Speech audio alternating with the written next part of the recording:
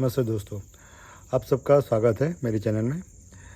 आज 10 सितंबर 2024 की तारीख है जिसको गवर्नमेंट ने सुसाइड प्रिवेंशन डे घोषित किया हुआ है। अभी जो रिसेंटली जो स्टडी की हुई है नेशनल क्राइम रिकॉर्ड ब्यूरो और जो गुजरात समाचार के आज के न्यूज़पेपर में जो दिया गया है उसके अकॉर्डिंग, जिसमें सब डेटा शायद ना इंक्लूड हो, कुछ डेटा कम भी हो, जो ग्राउंड लेवल पे होते हैं उससे थोड़े कम डेटा हो, वैसा एक पॉसिबिलिटी है। फिर भी जो डेटा दिया गया है वो बहुत शॉकिंग है। 2020 से लेकर 2024 में गुजरात में सुसाइड रेट 10% से ज़्यादा बढ़ गया है। 2020 में ये अहवाल के अकॉर्डिंग 8050 जितने सुसाइड अटैम्प्ट हुआ था, जबकि अभी 3 साल के बाद 2024 में 25,841 जितने लोगों ने सुसाइड किया हुआ है।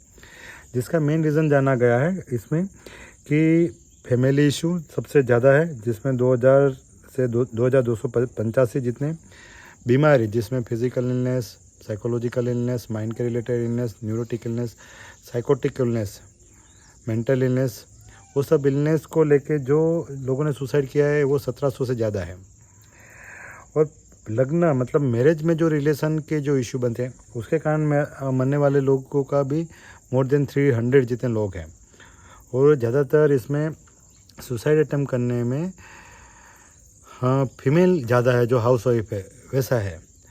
अब हम अगर ये सोचेंगे कि इसके पीछे का रीज़न होता है कि जैसे कि डिप्रेशन है, एक्सपेक्टेशन है, बराबर, फिर लाइफ में या एग्ज़ाम में फेल होने का रीज़न है, ये सब रीज़न होते हैं। जो रीज़न सुपरफिशियल है वो बीमारी जब बन जाती है तब के रीज़न है। अगर आप देखा जाए तो ये सब के पीछे एक महत्व की चीज़ है जो कोर फैक्टर में काउंट होता है, वो होता है इंसान की खुद की पर्सनालिटी, इंसान का खुद का कैरेक्टर और खुद की इमेज, जो एक्चुअली चाइल्डहुड जो एक्सपीरियंस होता है और जो हेल्दी पेरेंटिंग हुआ है कि अनहेल्दी पेरेंटिंग हुआ है, उसके अकॉर्डिंग जो पर्सनालिटी बनती है, उसके अकॉर्डिंग जो खुद का कैरेक्टर बनता है, सेल्फ इमेज बनती है, ये सब चीज़ बहुत मैटर कर जाती है।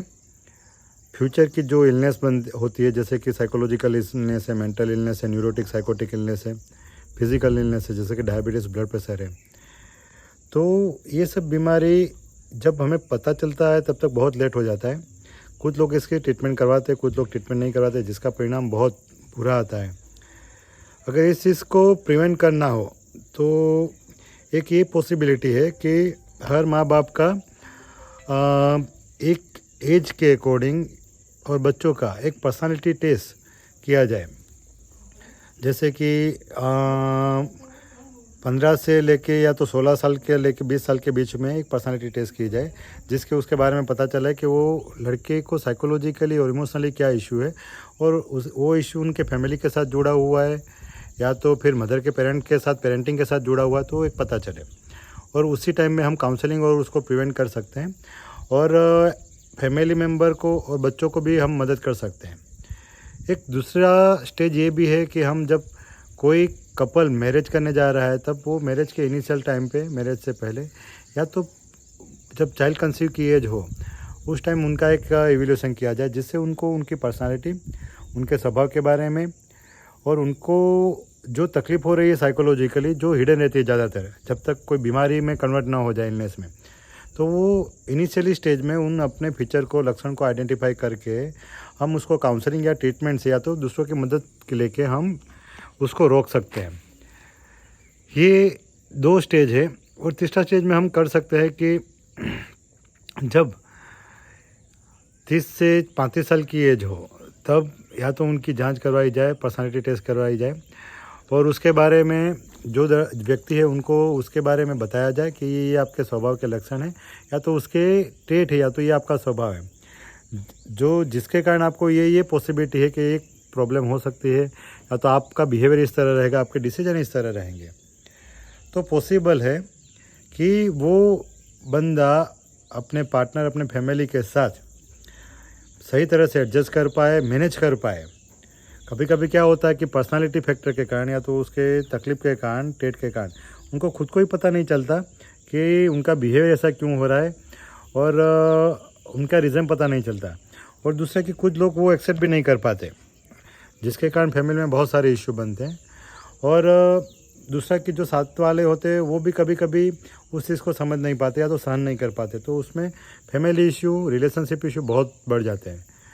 अभी हम एक PIL फाइल करने के लिए सोच रहे हैं, जिससे हम अर्ली स्टेज में ही इसके बारे में जो इंसान इस तरफ से सफ़र हो रहा है पर्सनालिटी डिसऑर्डर या ट्रेट से, और उसके कारण उनके साथ वाले को या उनको जो होने वाली दिक्कत है उसके बारे में हम उनको अवेयर कर पाएँ। वो काउंसलिंग वॉलंटरी करवाने चाहे तो वो करवा पाए, ट्रीटमेंट क्या करनी है वो खुद डिसाइड करें, जिससे फ्यूचर में उनको जो होने वाले रिलेशनशिप इशू है, इमोशनल इशू है, वो एटलीस्ट मैनेज कर सके और ये जैसे सुसाइड जैसी जो चीज़ें है वो प्रिवेंट कर पाए।